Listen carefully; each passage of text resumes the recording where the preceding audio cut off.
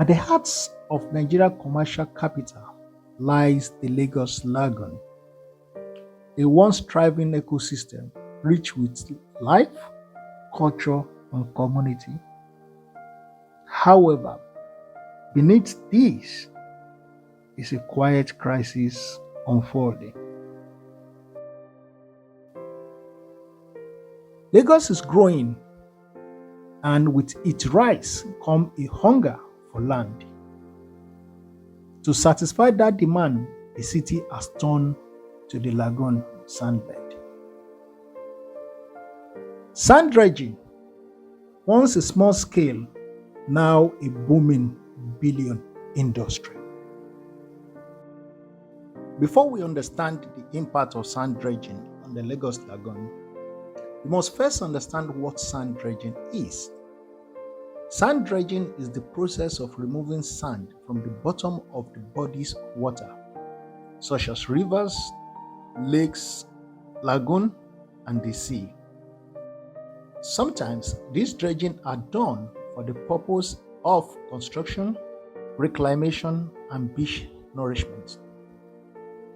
This process involves the use of large machineries such as dredgers and suction pumps to extract sand from the seabeds.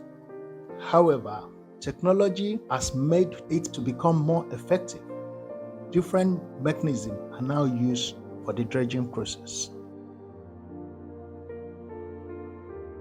My name is Adeyemo Joshua.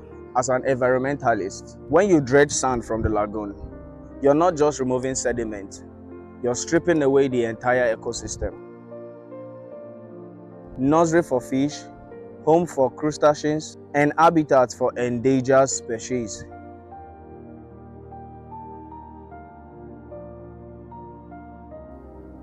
Dredging releases toxins from the sediment floor and cloud the water with particles that choke aquatic life. Once clear channels are now muddy and become polluted.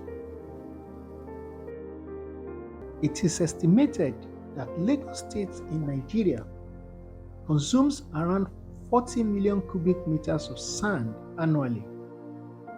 This is used for building and other construction projects. This large demand for sand leads to significant dredging activities in and around the state. Today, dredging sites are found in nearly all communities with water bodies. From rivers to the lagoon, no community is free from the activities of dredgers, either artisanal or modernized. Today, dredging sites can be found in Ajah, Ado Road, Badore, Awoyaya, Bogije, Oribanwa, Shangotedo, Eleko, all in Etiosa axis. In Ikorodu area, dredging sites are also prominent in Beribe, Ijede, Ilemere, Ishasi Ibeshi, and Majidu. In Badagry, dredging sites can be found in Ajido, Shibiri, and Topo.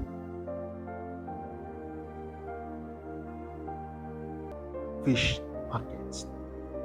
Using computed geospatial data, the stockpile of sand is approximately 9,732 cubic meters. Evidence from physical counting shows that an average of 1620 tons of sand per day come out of a dredge site, which explains why some sites upload between 10 to 20 trucks of 20 tons truck of sand daily. For Ajah, Shangotedo, Awoyaya, and Bogije axis, an average of 300 to 500 trucks of 20-ton capacity per week. For Ikorodu axis, 150 to 300 trucks of 20 tons capacity per week. Ijora and Apapa axis, 50 to 120 trucks tons capacity per week. Badagry Creek axis, 80 to 250 20 tons capacity truck per week. Ogun River and Yewa River axis, 20 to 80 20 tons capacity truck per week. Ekpe and Ibejuleki axis, 10 to 100 20 tons truck capacity per week.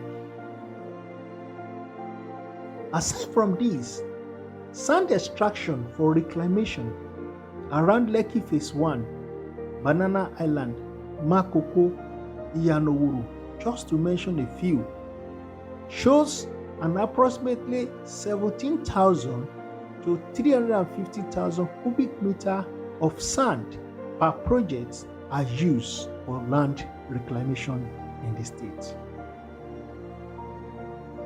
One of the most significant impacts of sand dredging on the Lagos Lagoon is its effect on marine life. The dredging process disrupts the natural habitat of various species of fishes and other marine organisms that call the lagoon home.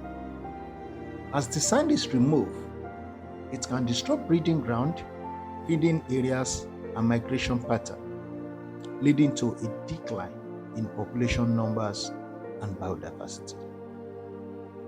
Furthermore, the noise and vibration caused by the dredging machinery can disrupt the sensitivity auditory system of marine mammals, such as the manatee, leading to communication breakdown and increased stress level.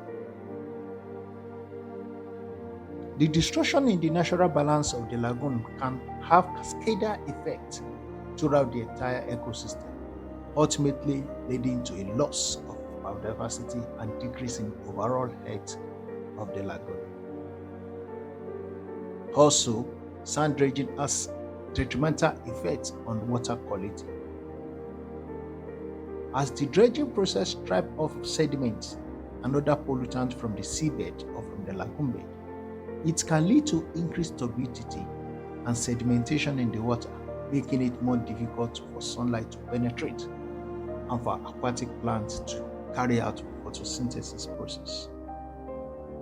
The reduction in light availability can have a negative impact on the growth of phytoplankton and other primary producers which form the base of the aquatic food chain.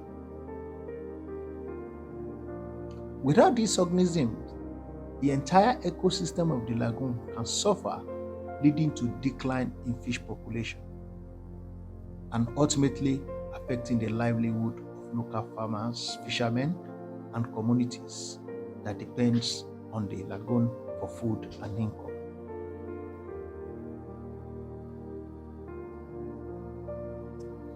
Another significant impact of sand dredging on the Lagos Lagoon is its contribution to erosion.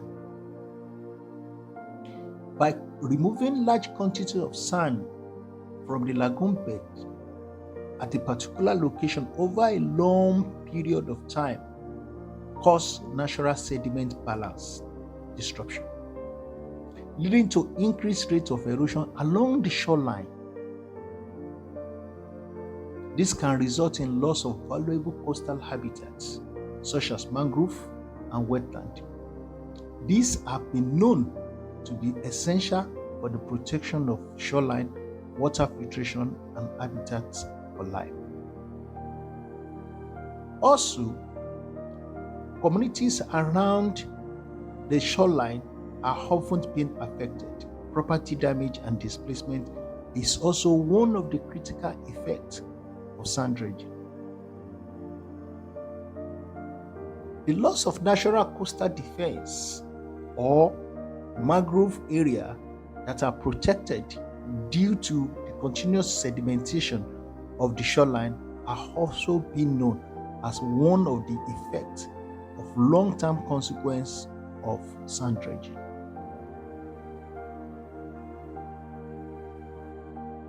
Thank you for watching, and don't forget to like, share, and subscribe for more content on sustainable living and environment stewardship with Eco-Environmental.